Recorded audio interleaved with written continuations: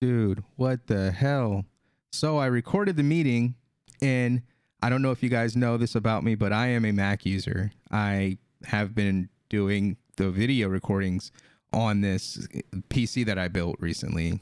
It's a super, super like one expensive but powerful computer that I, will game on. That's the only reason why I have it. I am a Mac user through and through. So, oh my god, man, he literally had one job. Yeah, sorry. But let's go ahead. Yeah, I am a Mac user. Yeah, just I have 3 Macs. Actually I have like 5. Yeah. So sad. But the RTX 3090 is in the Windows PC. Unfortunately, I can't use a 3090 with my Mac. That would be awesome, but can't. That's why we use this. But yeah, so there were a lot of good questions asked about. We talked about the listings. Gate.io was listed, and they jumped the gun. So they kind of give them a 24-hour heads up. Hey, 24 to 12 is what Simon said. Hey guys, we're going to list the token. This is when we plan on doing it. And then they can't jump the gun. So Paribus can't say, oh, hey guys, Gate.io is going to list the token tomorrow, because they could have an issue. They could, not be able to find liquidity, or they could get hacked, or they could just change their minds and not list it. And that causes some serious problems that would affect the market value of the token, especially. So you don't want to do things like that. One, and then there's legal ramifications like we discussed on the call. I asked if there were anything that they could do in the future to stop that from happening. Unfortunately, there really isn't much you can do but communicate. Communicate early, communicate often. And the problem with the Gate.io launch is, again, that time difference. That guy that called out, Dennis, he just didn't understand that, hey, when this went down, they were probably in bed sleeping. They're in a whole different part of the world, different time zone, different things going on. They do their promo, their listing. It went down. It happened. And usually people were expecting to get this huge price pump. And we talked about that today as well. We talked about not supporting or encouraging artificial price movements. And I get it. A lot of people are strictly in this for the money, and that's fine. That is fine. There's nothing wrong with that.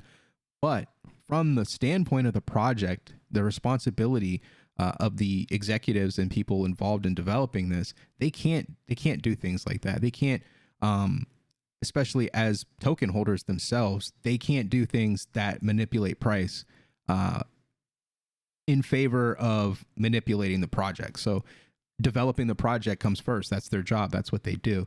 They should not be involved in moving the price. That's something that should happen organically. So when you have these people that are looking to align circumstances in which the price is to move in one particular way or another, most of us wanted to move up, including myself. And as on the call, even the project leaders, they said they have tokens. If the price goes up, they benefit from that probably more than anybody else would. So if anybody wants the price to move up, it's them. So that's why you really just have to stop and think, why would they do something to hurt the project? Because they have more tokens than we do. If the price goes up, they get richer than we do. And a lot of us, even a lot of like myself, like having the little bit of tokens that I have, movement that we're anticipating seeing for something that is successful in this space, like in Aave or a compound. I mean, you're looking at top 100 token easily. And for my bag, that's life-changing money. And I mean, I've seen people in the chat as recent as less than an hour ago say that they have 1 million tokens. 1 million tokens at over $1. I mean, that's life-changing money right there. That's beyond life-changing money. You're talking about millions of dollars there. I mean, life-changing money. I mean, shoot, $50,000 could change a person's life. And we're talking about hundreds of thousands of dollars and even multi-million dollar price movements here. So it benefits all of us that they stay focused on the project and not worry about what the price of the token is today or yesterday or tomorrow. We are in the project for the long run. We should be. This is a small cap gem by the definition of the word, in my opinion. I am bullish, extremely bullish, because they also announced that they are getting much more guidance from Cardano. Cardano is seemingly interested in their offering, and they see in it, much like I saw originally when I first started looking at this project, the potential for Cardano to really place themselves right next to Ethereum as far as the DeFi throne challenge goes. Ethereum has its flaws. It doesn't scale. Cardano fixes that.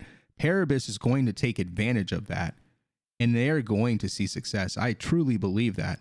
I have my bags packed, and they are stacked, and they're at a level in which I always invest. I safely invest in things. I don't sell my home. I don't sell my car, and I have nothing against people that do that, but that's not my style of investment. I want low risk, low stress. That's why people often, claim that I am in cahoots with Paribus or that I cape for them, and I don't. I want them to win just as much as you do. There's no circumstance in which there will ever be that you want the price to move up more so than I do. No, buddy. I want the price to move up. I want the price to move up. I just don't want it to move in an artificial way. I don't want to sell my tokens before the project is finished. I want to use DeFi. I don't want to just get rich off of a token. Like, I'm not going to say no to that, but there's a way to do things. I want to use DeFi on Cardano. I want to keep my tokens. I'd like to keep them. I'd like to use them for what their intended purpose is, to generate passive income through a decentralized finance application. It's fees, it's service offerings. I talked about how would they leverage any B2B services that they might create purposefully or even on accident. I used the reference to the Silicon Valley show where he created, it was like a music app. It was kind of like a Shazam, basically. And in creating that application, he made a compression algorithm that was the best the world had ever seen. And it created this like bidding war for that algorithm. And I feel that's probably something that is happening with Paribus, because they did mention that they created in-house an oracle that determines the value of an NFT across multiple chains.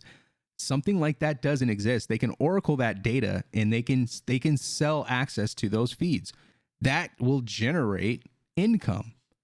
And I asked the question, how would you leverage that to benefit the people that hold PBX? And they said that they don't have anything cemented. This is all early stage, but they're looking at doing something similar to what Cody does, where their services that they sell are paid for in PBX. So if a company, say, they talked about Nexo or Next or some kind of project that's offering lending on NFTs, the percentages are really low, and they don't have a good way of valuing the NFTs, but they do offer an option for someone that might say have a NFT that's worth $150,000. They can collateralize it, although the collateral is very low because the NFT market is just very, very volatile and can change. I mean, in a heartbeat, a project can be the top and the bottom. So their offering displays that risk within it itself. So that is something that we need to be on the lookout for. Additional service offerings, ways to bring in additional revenue streams for the platform. And they could go the route of they're just going to have a separate entity and they're just going to sell that as a separate product, and it has nothing to do with Paribus. But I don't think that it should be that way. I think they should focus on the entire ecosystem as one ecosystem, and everything falls under that umbrella, benefiting the people, adding utility to the people that hold the Paribus token. So say, I don't know, say that Nexto project, they have an issue with, finding the true value of NFTs. So they partner with Paribus. They pay for a service in which they get access to the API call for this oracle that they've created. Well, they would then create an account. They would then buy PBX on the open market and then pay for those the API calls using PBX. So they're buying, that's adding volume. They're paying for a service in PBX, that's adding fees, and it's enterprise level. It's B2B. It's a business providing a service to a business.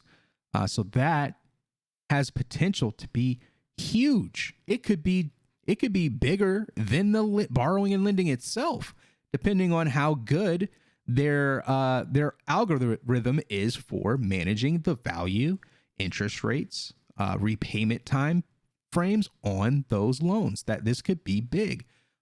We had a guy ask a question about first to market around that other project. I think it's called Nexo.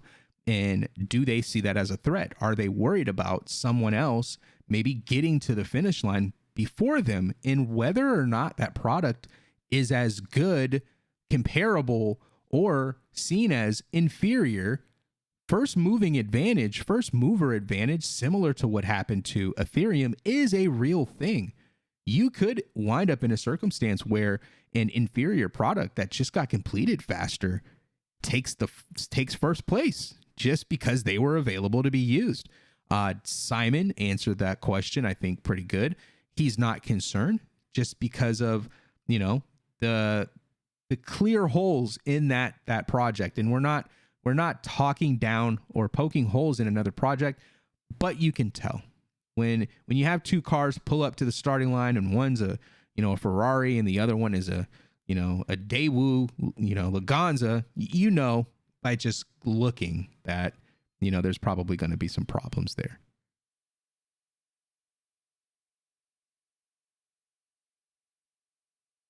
So yeah, don't want to make this video too long, but yeah, I really apologize for not being able to record the call. It had a software issue with Windows and it crapped out on me, unfortunately, but I will upload this. If you want to just listen to the things that we talked about on the call, I asked questions around the fact that people were really upset about the exchange listings. Again, the second listing that we had out of the two in the past week was completely unofficial. They had no notification or any say in it. They just decided to list it because, again, just like many of us, they see PBX, it has good tokenomics, it has a really good price, and the project is, just looking at it, is bullish. So we could be looking at some serious stuff here when it comes to DeFi on Cardano. And Cardano just seems to really, back this project. They are throwing their weight at it via C Fund.